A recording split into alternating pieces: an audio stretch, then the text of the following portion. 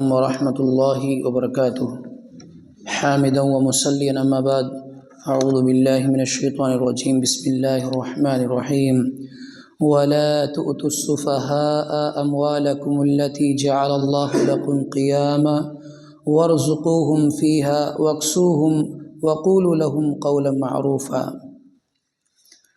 بڑی ہی قیمتی آیت ہے ہر ذمہ دار باپ کے لیے، ذمہ دار بھائی کے لیے۔ یہ آیت جو صاحب مال ہیں ان کے لیے تو خاص طور پر بہت ہی اہمیت والی آیت ہے۔ شاید اس آیت اور اس کے مفہوم سے نابلد ہے، علم نہیں رکھتے، یا علم ہے تو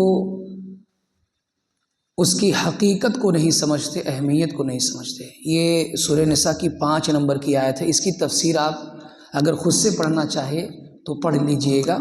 میں اس آیت کے تعلق سے انشاءاللہ آپ کو وہ باتیں تفسیر کی روشنی میں بتاؤں گا کہ آپ کی زندگی جو بچوں کے تعلق سے، مال کے تعلق سے تھا، اس کا نظریہ انشاءاللہ بدلے گا۔ وَلَا تُؤْتُوا السُّفَهَاءَ أَمْوَالَكُمُ الَّتِي جَعَلَ اللَّهُ لَكُمْ قِيَامًا۔ سفہا کہتے ہیں بے وقوف کو، کم عقل کو عربی میں۔ اللہ تعالیٰ فرماتا ہے کہ بے وقوفوں کو تم اپنا مال مت دو۔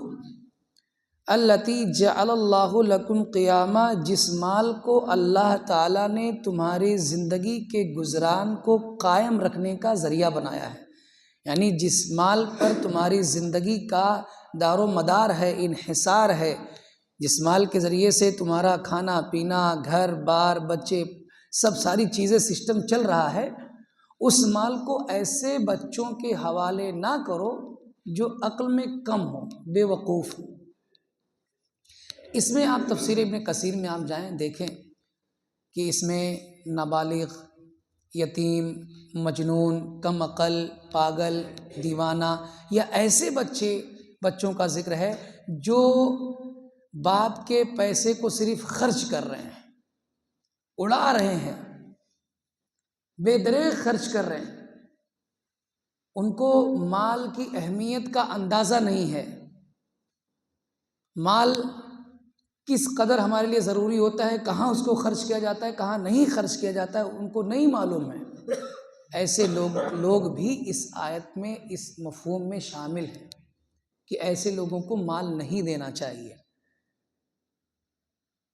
میں یہیں پر 2-4 ایسے بچوں کو جانتا ہوں جو ابھی 10-12 سال کے ہیں، 10-12 سال کے، اور ان کے ابو جان سعودیہ میں رہتے ہیں۔ دیکھیے، باپ مال ہوتا ہے بیٹے کے لیے کماتا ہے، یہ ڈائلاگ ہے باپ کا کہ میں کما رہا ہوں بیٹے کے لیے، سب کچھ میرا بیٹے کے لیے، میں اپنا پیسہ بیٹے کو دے رہا ہوں، کسی کا کیا جا رہا ہے؟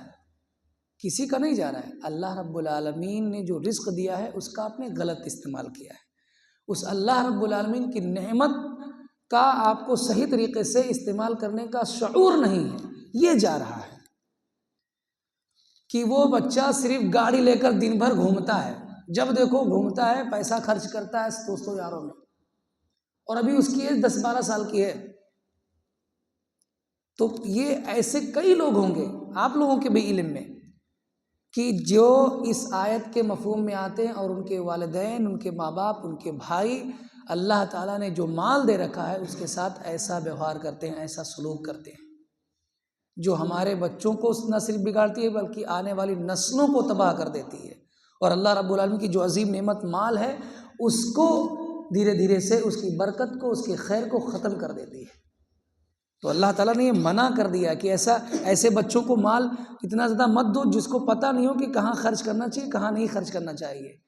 حساب سے ہر چیز دیا کرو۔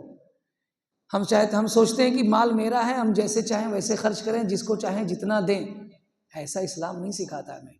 اللہ تعالیٰ نے مال بھی دیا ہے، آپ اپنا مال اپنی کمائی کا اپنے بیٹے کو دے رہے ہیں تو آپ کو اس کو بھی دیکھنا ہے کہ وہ کیسا خرچ کرنے والا ہے۔ وَلَا تُؤْتُوا السُّفَهَاءَ، اگر آپ کے زیر نگرانی میں کوئی یتیم بچہ ہے، کوئی دیوانہ، کوئی مجنون بچہ ہے، تو اس کے بارے میں بھی یہی حکم ہے کہ ایسے لوگوں کو مال حوالے مت کرو، ایسے لوگوں کے لیے زمین جائیداد حوالے مت کرو جب تک کہ ان کو مال کو صحیح تصرف کرنے کا شعور نہ ہو جائے۔ لیکن اس کا مطلب یہ بھی نہیں ہے کہ ان کو بالکل جائیداد سے بے دخل کر دو۔ وَارْزُقُوهُمْ فِيهَا، اس میں سے ان کو کھلاؤ، ان کے زندگی کا خوراک جس پر منحصر ہو وہ سب دو۔ وَاكْسُوهُمْ، ان کو پہناؤ، کھلاؤ پلاؤ پہناؤ۔ وَقُولُوا لَهُمْ قَوْلًا مَعْرُوفًا، اگر آپ کے گھر میں 4 بیٹے ہیں، ایک بیٹا کبھی کبھی ایسا ہوتا ہے اللہ تعالیٰ آزمائش کے طور پر کہ کم عقل بناتا ہے، تھوڑا سا ہٹ کے رہتا ہے، 3 بہت عقل مند رہتے ہیں، تو آج کل دیکھا جاتا ہے کہ اس بیٹے کو بالکل توجہ نہیں دی جاتی ہے، کم دی جاتی ہے، یا کہیں کہیں الحمدللہ دی جاتی ہے، خیال نہیں کیا جاتا کہ چلو یہ کم عقل ہے، باقی تو بیٹے سب سنبھال رہے ہیں، اور اس پر دھیان ہی نہیں دیا جاتا ہے۔ تو پیسے کے تصرف تک تو ہے کہ مت دو، لیکن جہاں تک اس کے پہناوے کی بات ہے، اس کے کھلانے کی بات ہے، اس کا علاج کرانے کی بات ہے، اس پر خرچ کرنا ہے اور اچھے طریقے سے اس سے گفتگو کرنے ہیں۔ وَقُولُوا لَهُمْ قَوْلًا مَعْرُوفًا، بھلی بات اس کو کہنا ہے، اچھی باتیں اس سے کرنی ہے، اچھی نصیحتیں اس کو کرنی ہے۔ اللہ رب العالمین ہم تمام مسلمانوں کو مال کا صحیح تصرف کرنے والا بنائے۔ اللہ رب العالمین نے جو بھی ہم کو نعمتیں دی ہیں، نعمتوں سے نوازا ہے، ان نعمتوں کا صحیح طریقے سے استعمال کرنے والا بنائے۔